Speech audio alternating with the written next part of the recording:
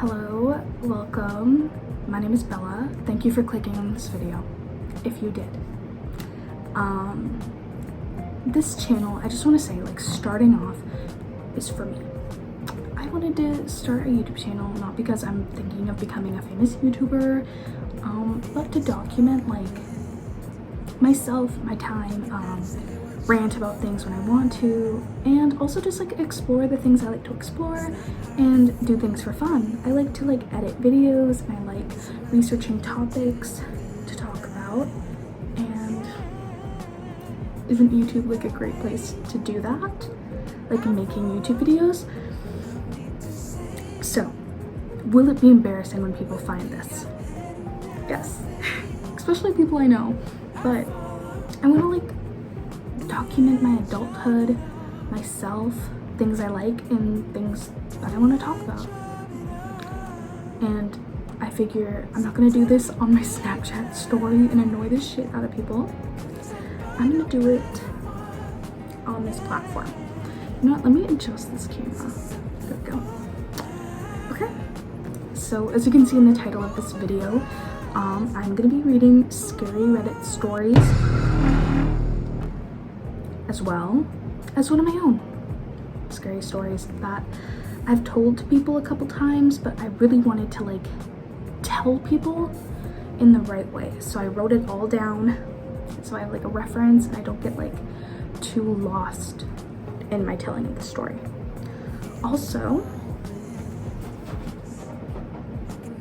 my cat Basil, he's here with me, so if you hear any scratching or anything, that's him. So for this video, I'm going to dim the lights and get into it, and yeah, it is so fun. I love reading these and I plan on doing more, but throughout the channel I'm gonna do like vlogs, rants, but I think I'm gonna mainly focus to like scary stories as well as like true crime. So yeah. Also, I swear to God, in real life, like I'm gonna post this anyway, but in real life, my face does not look this crooked. Like I know it's like I literally look lopsided, but like in real life, I don't look like that, I swear. Okay, so I'm gonna turn the lights down. We're gonna get into the spooky, scary content. Okay, all right, the lights are dim. I have a Scentsy light and a lava lamp here. And for these stories, I have my iPad. I just like screenshotted all of them that I was going to read. I briefly looked over like if they'd be interesting, and they are. Like I am so excited to read. Also, I know the sound quality is probably like really bad because I have my fan going, because I don't want my like family to hear me, because that's sick in the head and I don't want that.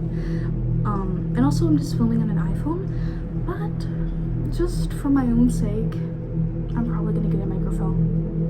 Like, I know spending money on a YouTube channel that isn't gonna have like anything there, crazy for you, but not for me. Like, I love that. Okay, so I have my sparkling off-brand water. And this one is a long one, so bear with me, but it is so good. I'm probably gonna mess up like reading a few lines because I get nervous, but hopefully I'll get more used to it, kind of slow down, and it'll be better. But let's just get into it. This is really long. Okay, so we are on the Reddit thread r/nosleep, and this is by dazzling_tangerine64. And the title of this story is I Think My Neighbor Is Going to Kill Me.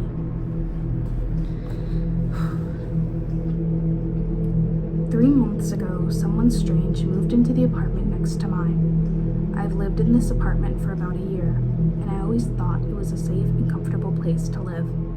It's the kind of place where parents let their kids play outside after school, and neighbors are always willing to lend a hand. I've always lived a boring life.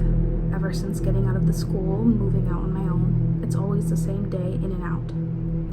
I wake up to the dreadful screeches of my alarm clock, already exhausted. I go through the Monday morning routine of brewing coffee when I'm still half asleep and doing the bare minimum to look presentable and keep up with personal hygiene.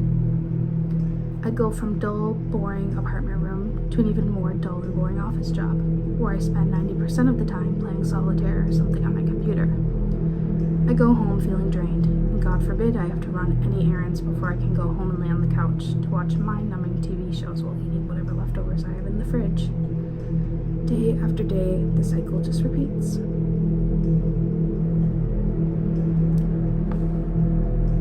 Kind of my life. No, not exactly, but like kind of. One day after another boring shift, I noticed someone new had moved into the apartment next to mine. Apartment 105. I saw as I turned the corner to my hallway, he slipped a key from his pocket, unlocked the door, and walked straight into 105. I hadn't seen any moving trucks or any loaded boxes as I headed out to work, but when I came home I discovered I had a new neighbor, already unpacking. It seemed like no one was there, and now they were, seemingly coming from nowhere. Nothing was strange at first, other than the fact of having someone I could bump into. I only saw him a handful of times since he moved in when I would. He seemed cold and lifeless, like someone in a dream. The people in my complex are fairly friendly and will say hi when they see me, and typically exchange pleasantries with each other. But it seemed no one even bothered to interact with him. They treated him like he wasn't even there, which was different from the generic welcome they gave me when I moved in. I guess it was mutual, as he seemed shut in and wouldn't even look at people passing by. Treat others how you'd like to be treated, I suppose. The oddities started only 5 days after he swiftly arrived. For the first 5 days, I only heard the sounds of shuffling, and I assumed he was moving around furniture and was just getting settled in the apartment. Nothing out of the ordinary. Okay, pause. My cat jumped behind me and I got scared. But there's gonna be a lot of jumps and cuts in this video because I keep messing up rating. So I'm sorry about that. But yeah. The oddities started. I already said that. The 5th day was when the music started. I was washing dishes when I heard the familiar tune reverberating through the walls for the first time. I glossed over as the reality of me all grown up in my apartment melted away into fuzzy memories of my childhood. I saw my mother dancing by herself in the living room, waltzing in and out of the soft golden sunlight that spilled through the windows like a spotlight. The nostalgia consumed me and made me feel sick. My hands began to tremble, and the loud crashing of the bowl that slipped out of my hands hit the sink started me enough to jolt me back into the present. The song I heard being muffled through the walls was a song my mother would play a lot when I was a child. It's Been a Long, Long Time by Kitty Callan. The song was bittersweet, reminding me of the short time I spent with her, but also reminding me that she's gone now. The music would start playing at the same time every day, right when I would settle in after work.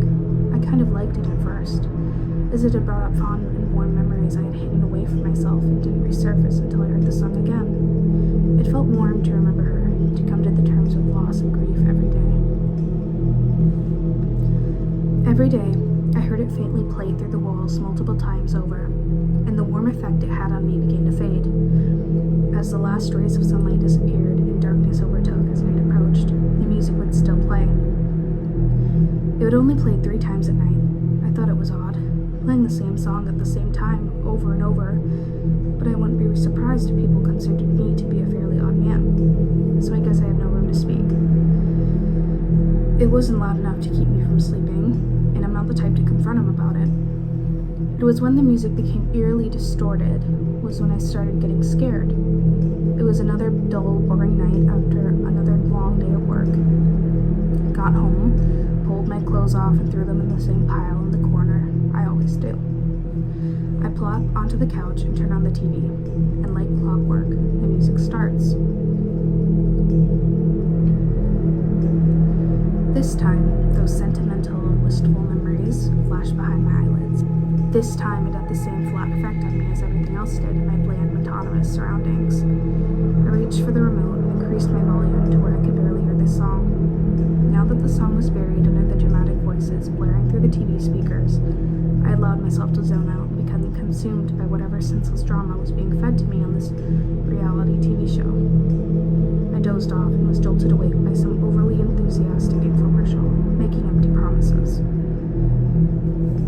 Still slumped on the couch, and my eyelids half open, I switched off the TV. I was just about to let myself drift off back to sleep again, but something wouldn't let me. Something kept me up, waiting for me to become aware of it again. That's when I realized it didn't stop. My eyes darted to the clock on the microwave. The time, 11:32, illuminated in green. This sent a chill through me. It always stopped after the third loop, but 5 hours after it started and the damn song was still playing. I sat up, eyes wide open, but staring at nothing in particular. The music intently, but it didn't sound the same as it always had. It sounded like the record had been warped and scratched, like the record had been bent, producing a wobbly sound with more pronounced stutters. All my senses zeroed on the sinister feeling of the distorted sounds, and that is when I heard it. A short burst of a petrifying scream, cut off by the sound of a moist, meaty thud, followed by silence. The world went quiet after that, the only sound being that dreadful deformed tune ringing in my ears. The sound I heard that night must have put me in some sort of catatonic state. I couldn't even recall going through with my nightly routine. I must have been in autopilot or something. I snapped out of it as I was laying in bed, not tossing and turning, but laying completely still, staring up at the ceiling. I contemplated calling the cops that night, but I couldn't possibly work up the courage. I racked my brain of the possibilities of what I heard, or what I thought I heard.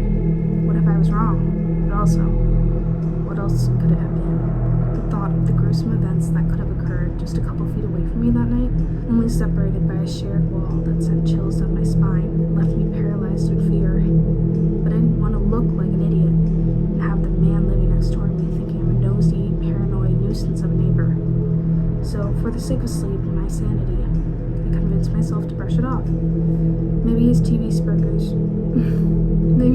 speakers were better than mine and I'd mistaken a movie for real life. Shit, I even thought it could have all been in my head.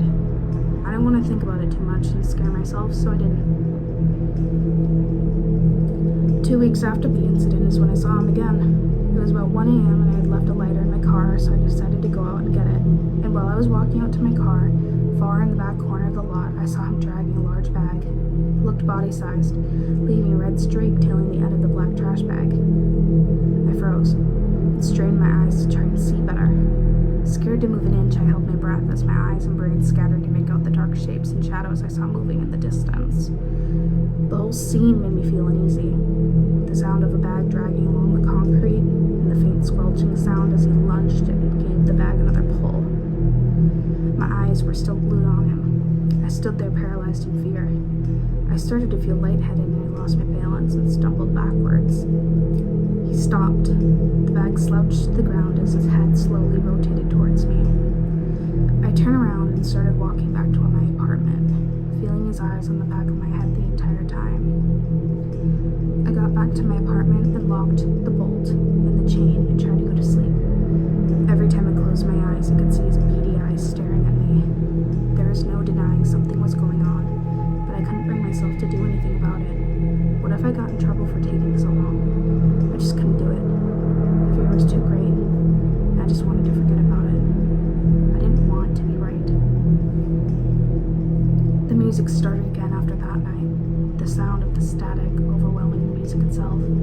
The tempo much slower, giving it a haunting sound.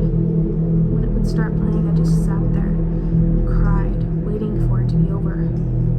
I heard a faint scratching noise on the wall bordering our rooms. It was faint, and I almost couldn't discern where it was coming from. The light scratching turned into a louder scraping sound. The sound of a sharp metal edge. The scraping turned into tearing, as I could hear the wallpaper start to tear. At that point, I'm sitting there bawling and overwhelmed with fear and anxiety, knowing I'm next. I was happy to go to work the next morning, just happy to be away from him, somewhere he couldn't hurt me. I drove to work with an uneasy feeling. I felt like I was being watched. I almost crashed my car when I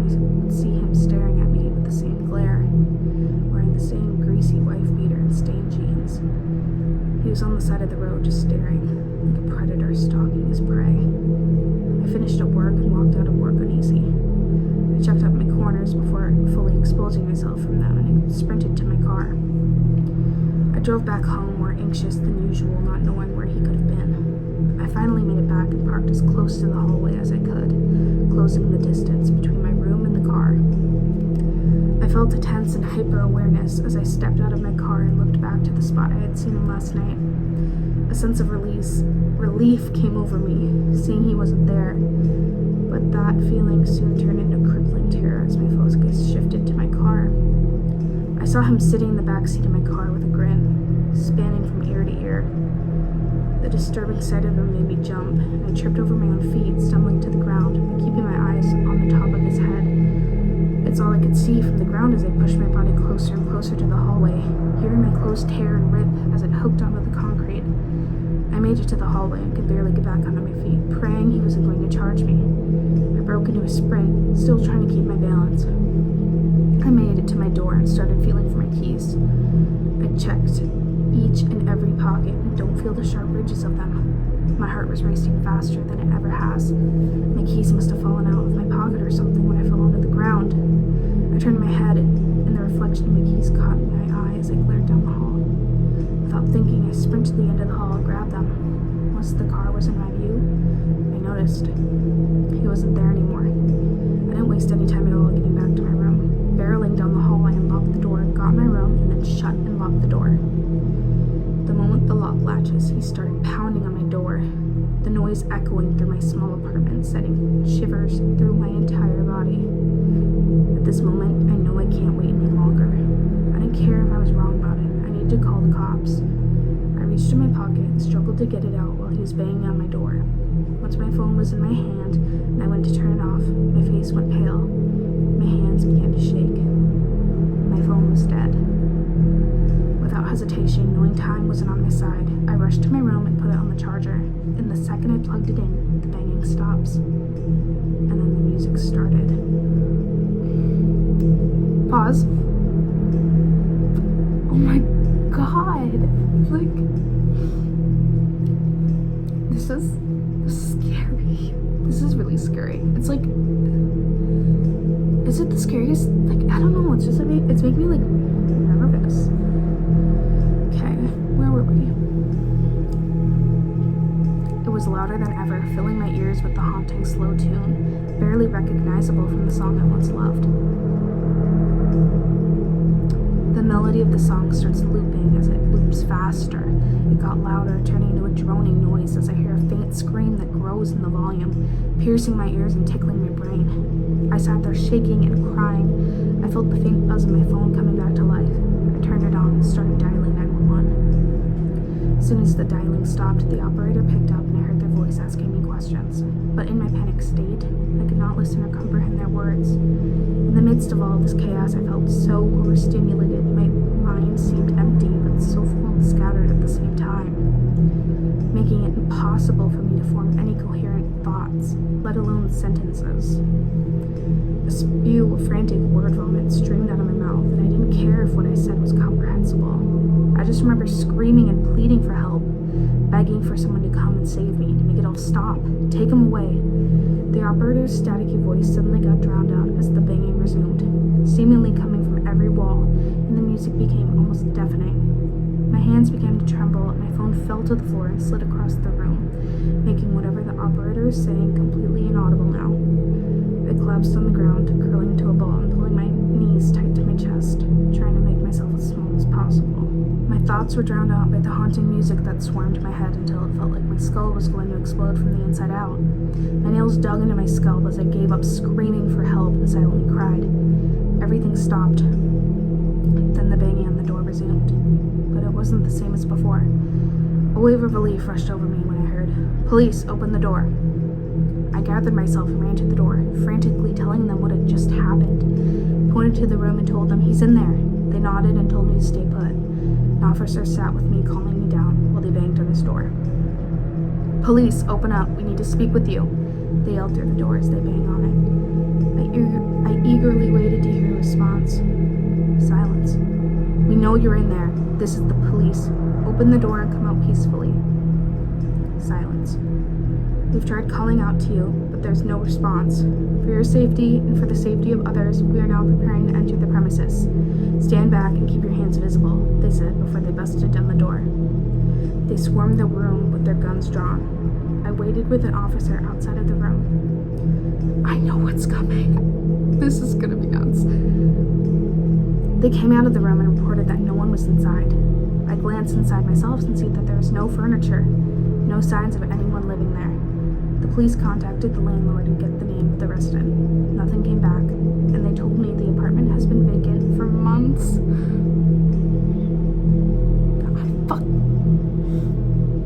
I fucking knew it. As soon as like they came in and no one was there.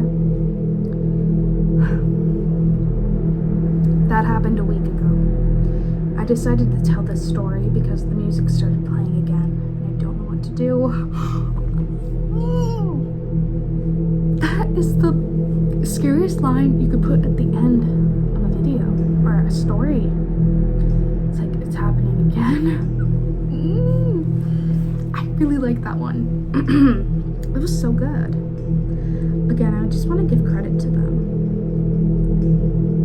That is by dazzling_tangerine64. I'm gonna put their name up here. Also put a link to the Reddit story if I can. Okay. But yeah, that story was so interesting and good. It's a lot of like build up, like very like nerve-wracking. And you know what? The music next door kind of reminded me of the Jeffrey Dahmer thing when he'd like play music so they